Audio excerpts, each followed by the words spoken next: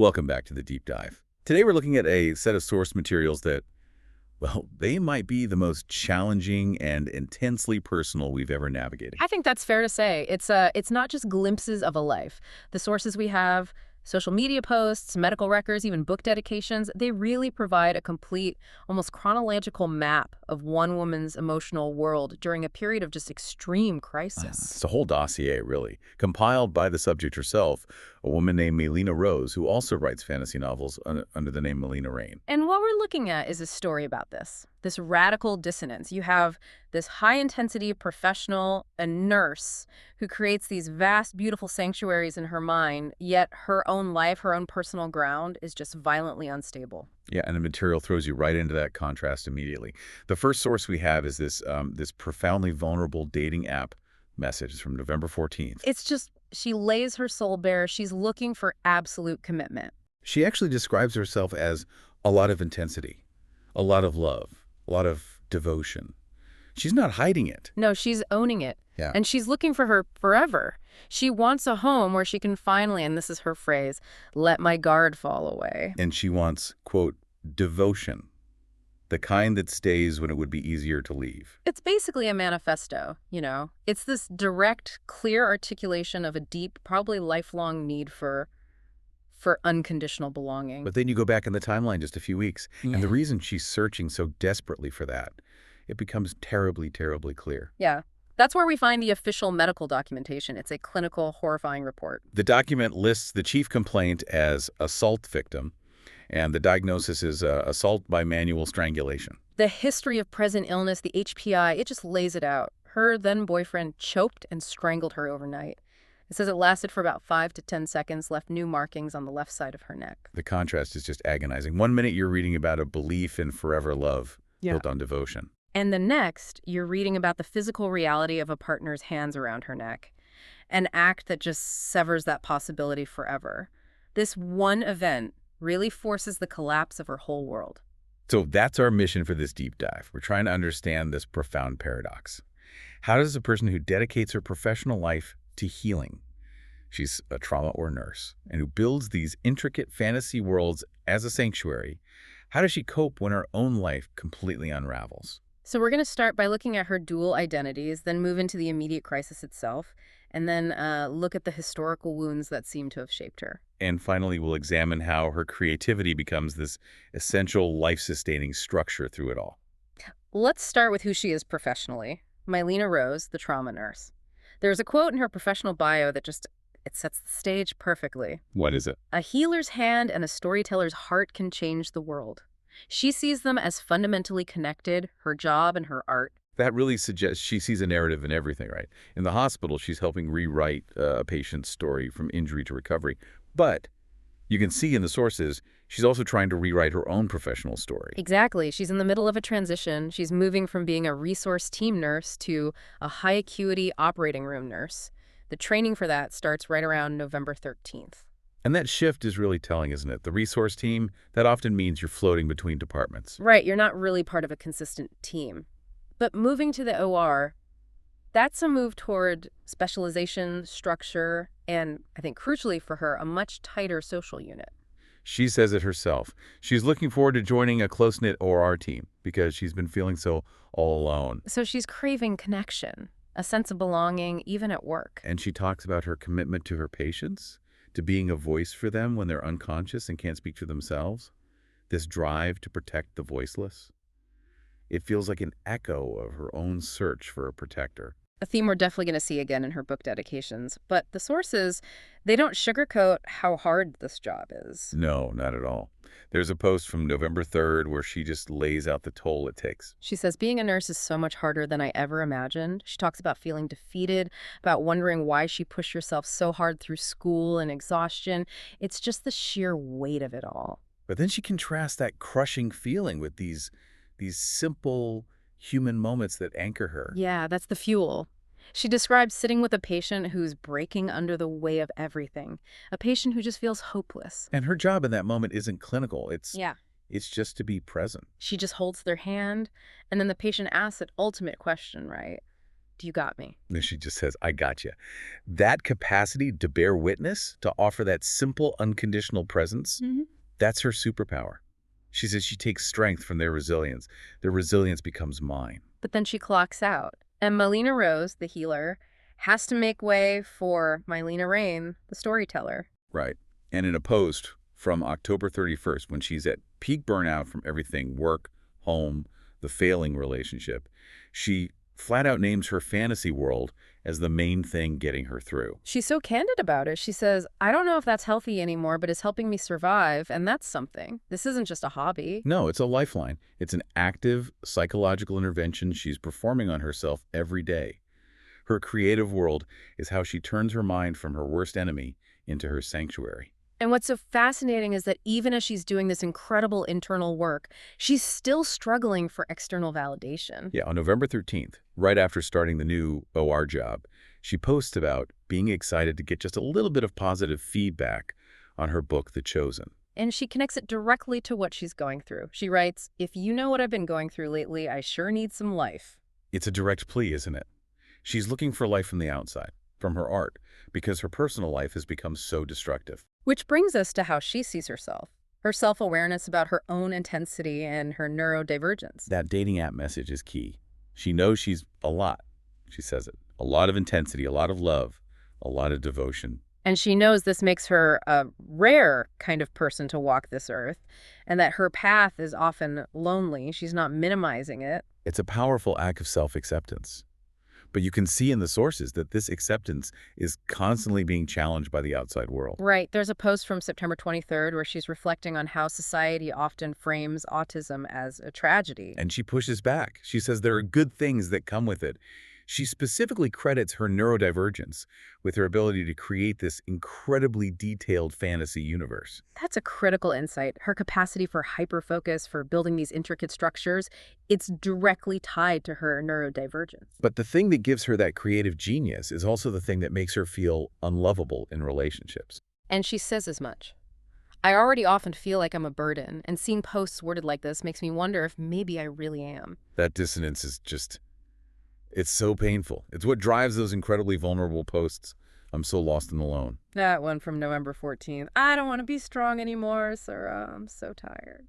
She is this extraordinary mix of profound resilience and profound vulnerability. And she's just desperately looking for a container that can hold all of that intensity without breaking. Right. Her professional life demands she be strong for everyone else. Her creative life demands she structure her trauma.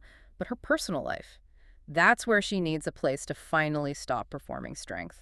And now we have to ground all of that in the violent reality of what happened to her. The crisis timeline, it seems to start around late September, early October. And that medical record is the anchor. It's the undisputed clinical fact of the worst kind of betrayal. The fact that it was manual strangulation, that's highly significant. It is. Statistically, non-fatal strangulation is one of the single strongest predictors of future lethal violence in a relationship. The fact that he did this overnight for 5 to 10 seconds, and she survived, that forces a complete reevaluation of her entire reality. And the most incredible, almost terrifying detail about her professionalism comes right after. She went to work that day. She went to work. A trauma nurse who had just been strangled, feeling her neck was weird, still showed up for her shift. It says so much about her coping mechanisms. It's extreme compartmentalization. Prioritizing duty. She's used to walking into trauma and imposing order, and her default response is to do the same thing to her own trauma. But the public reckoning, that comes later. Around November 18th, she updates her profile picture. And the caption is her declaration of independence from the violence. It is just devastatingly clear. She writes, I'm learning how to live without you, not because I want to, but because when you wrapped your hands around my neck, you gave me no choice. That phrase, you gave me no choice, it removes all ambiguity.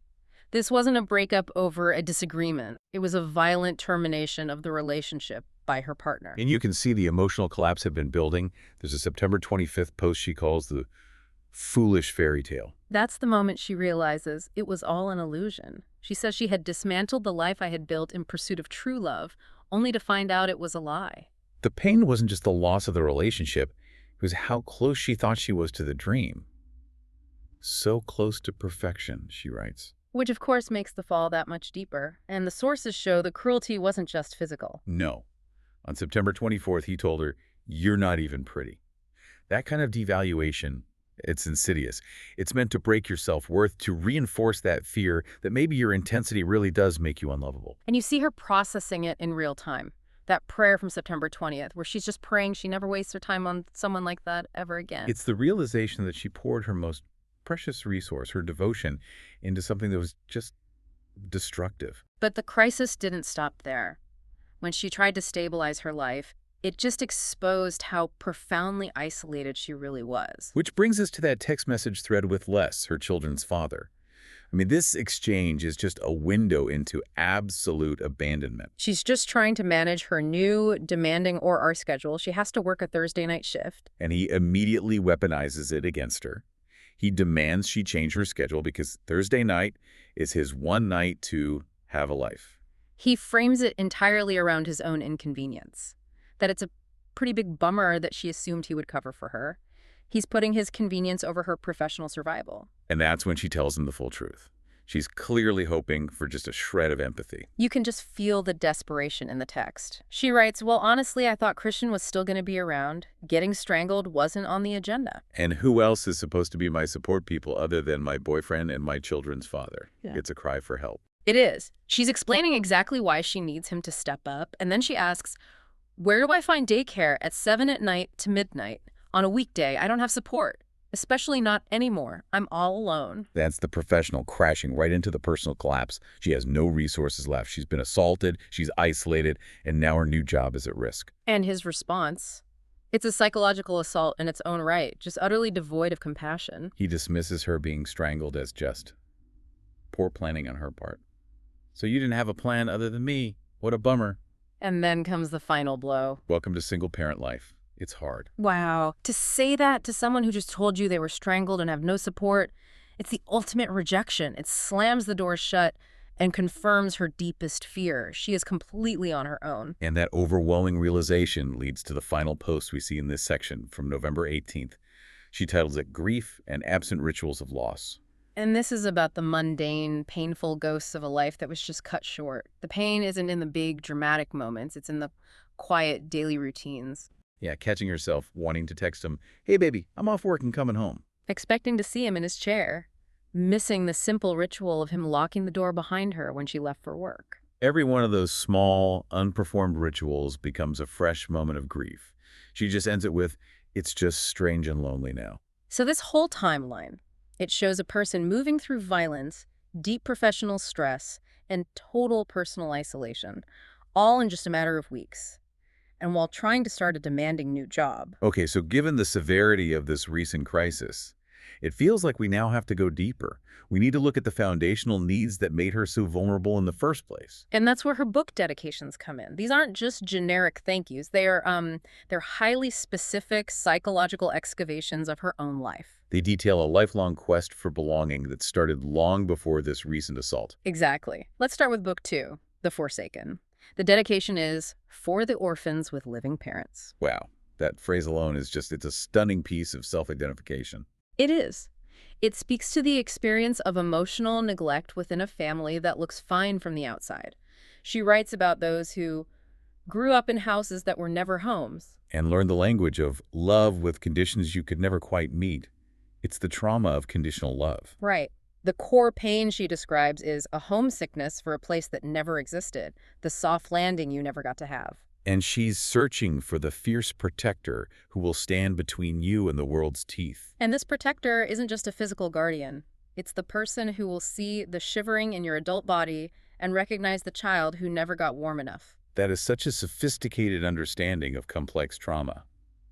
The adult is functioning, performing strength, but inside, the neglected child is still shivering. And she's looking for the person who sees past the performance. It's a search for validation of that historical wound. Then there's the black sheep dedication. This is for those who speak up when it would be safer to be silent. And this highlights the high personal cost of her commitment to honesty. She writes that people like her are called difficult, dangerous, or too much. The same words she uses to describe herself. Exactly. Because they refuse to participate in comfortable illusions. She makes a choice to bear witness and name what others pretend not to see. She actually says, "You who would rather be destroyed by honesty than preserved by illusion." I mean, that is a staggering personal standard. To choose destruction over illusion, it says so much about the value she places on truth, even when that truth leaves her completely vulnerable. Which, as we've seen, it does. Yeah. It suggests that psychological authenticity is more important to her than even physical safety or comfort. And this pattern of being excluded for speaking the truth, it connects directly to the intergenerational trauma she talks about in Book 4, The Return. This dedication is for the children who carry their parents' ghosts. And this moves beyond simple neglect into the inheritance of toxic, damaging behaviors. She talks about the family demons, the rage that learned to smile, the sickness that learned to hide, the violence that learned to call itself love. And the most terrifying part of that for any survivor is the moment you see it in yourself. Yes. She writes about the horror of hearing your parents' words coming out of your own mouth or seeing their hands in yours when you raise them in anger. Sometimes the monster isn't under the bed. It's in your DNA, she says. The fight becomes internal. The heroic choice she presents is radical. It's just to say, it stops with me. Right. To stand at the end of that long line of inherited wreckage and just refuse to pass it on. And that means choosing to disappoint your ghosts, even if it means breaking yourself in the process of breaking that chain. That kind of internal break requires what she calls the painful work of healing, which is the dedication for Book 3, The Village. She dedicates it to the brave fools who chose to heal. And healing, for her, is not some gentle, restorative thing. It's descending into every dark place you've been avoiding. It's the terrible work of excavation. The imagery is so graphic. Having to put your fingers into wounds that had scarred over wrong and break them open again. It's screaming through the pain because you choose to live more than you wanted to stop hurting. It's realizing the monster in your basement is just you as a child still waiting for someone to come. And then she reframes forgiveness. It's not for them. It's for you. It's a radical act of self-preservation. It is, and I quote, setting down the poison you've been drinking, hoping they'd die. It's the quiet work of learning to breathe without armor, of becoming your own fierce protector. So when you take all of these needs together, the orphan seeking a soft landing, the black sheep wanting acceptance for her truth, the child determined to break the cycle, you see exactly what's at stake in that dating app message. Absolutely. The message becomes a manifesto for the antidote. It's a synthesis of every need articulated in those dedications. She's looking for a home I've never had but always imagined, a safe place where she can finally let my guard fall away. That metaphor of surrender she uses is so powerful. She wants a person who feels like the moment in bed when your body finally gives up and all the noise in your head goes soft for a while. She's looking for her forever, her last love, for devotion, the kind that stays when it would be easier to leave. She's searching for a partner who is the living antidote to a lifetime of trauma. And the tragedy is just she's sending this beautiful, complex declaration of need out into the void to messages we know are unread, right at the moment her life has catastrophically collapsed. Which brings us to the final and maybe the most extraordinary part of this story, her coping mechanism, the creation of her fantasy world, Arcadia. And the sources make it so clear this isn't just a recreational activity. It's a profound act of structural survival. It is. The afterword to her book, which she calls Underground Genesis, explains where this world came from. She literally wrote these stories underground in a windowless shelter room with her 3-year-old daughter. That paradox of safety is it's overwhelming. She chose the rigid, anonymous structure of a shelter over what she calls her family's conditional hospitality. She says the shelter provided a blessed distance from those who love you too much to let you break properly. And there's that core theme again. Conditional love is dangerous. Structure, even in a stark shelter, is safety. And the fuel for this whole creative engine. She says it so simply. Anger, I learned, makes excellent ink. The stories were born from rage, from dissociation, from the ache of existing. She channeled all of that emotional chaos into purposeful structural creation. And that leads to the sheer architectural feat of Arcadia itself. This isn't just a book. She built a functional universe. The scope is staggering. It spans over 1,000 years of history. It has narratives of old, first, and wild gods. There's a fully mapped arcane and astronomer's calendar, complete with 12 prophecies and a whole divination system. This is the structure she's imposing on a chaotic life.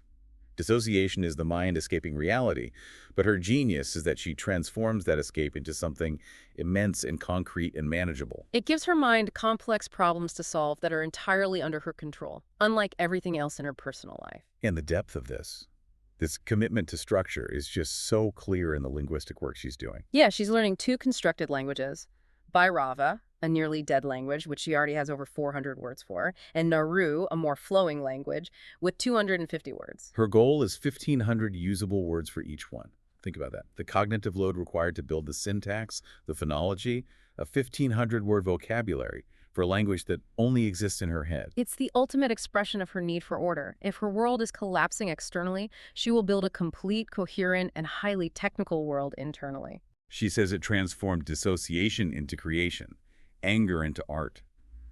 She feels like she didn't even create it, so much as she uncovered something that's always existed. It's like an act of archaeology. She's digging through the emotional rubble of her life to find a hidden truth she can organize. And the characters inside Arcadia, they become these externalized fragments of her own psyche. You can see her trauma and her virtues assigned to the gods she created.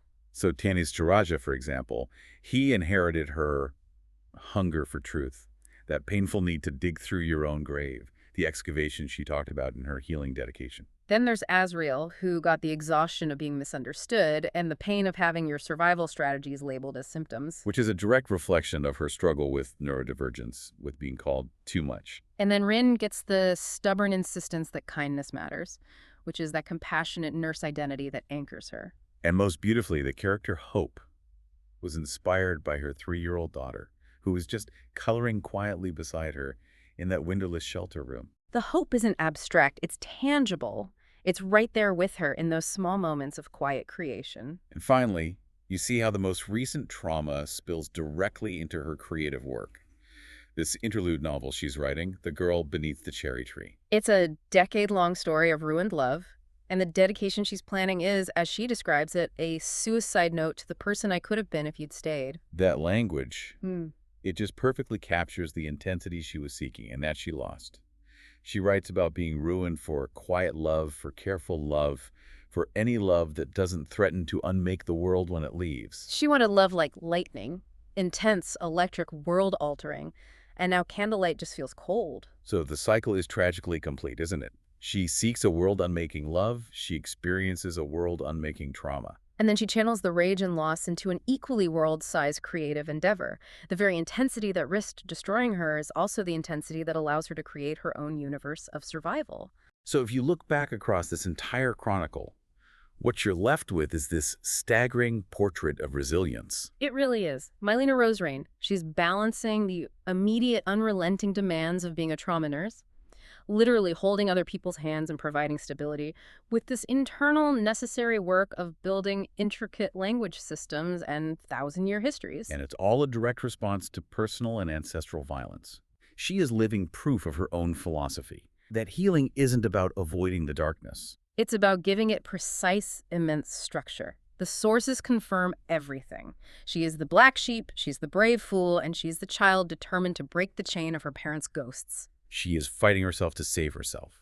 And she's using the tools of creation, language, structure, narrative to win that fight. And her life just illustrates that the very traits that society often labels as negative, the intensity, the hyper-focus, the need for total devotion, are actually the necessary components of her genius and her survival. She turned dissociation into a fully mapped world. She turned anger into ink. And she's still searching. She wants the one who will call her theirs with such certainty that you finally believe you belong to someone good. She has done the painful, courageous work of defining her trauma, excavating her history, and articulating the exact coordinates of her safe place. Which leaves us with a final and maybe provocative thought for you to consider. Given this absolute depth of her self-knowledge, the clarity of her needs, does the act of articulating one's profound brokenness in a book, a dating message, a medical record make one more or less likely to finally find that unconditional home they're seeking? Or is the act of creation itself? Is Arcadia the ultimate self-generated home she was searching for all along?